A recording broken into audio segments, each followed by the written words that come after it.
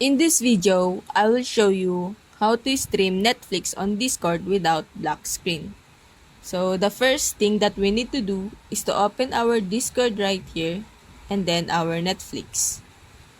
Once you are now here on browser, the first thing we need to do is to go on Discord.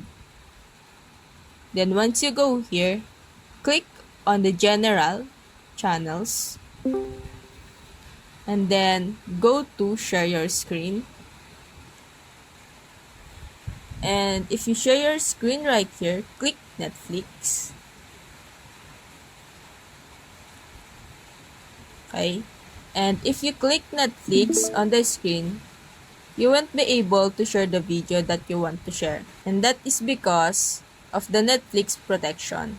The movies in Netflix are copyright detected. So for example, this is the black screen and you won't see the Netflix that I share.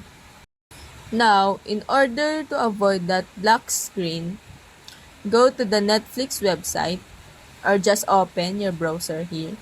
Now, once you open your browser, on the top right corner of the screen, click the three dots.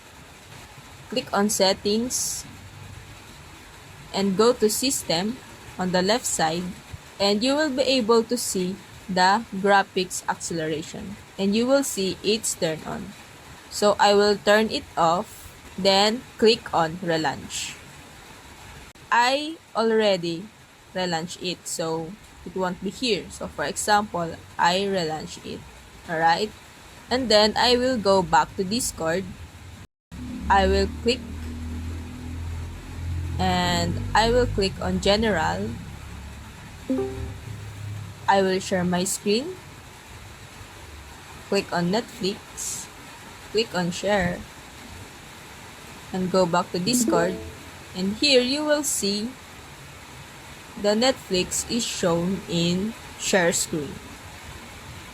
Thank you for watching. If it helped you, please like and subscribe.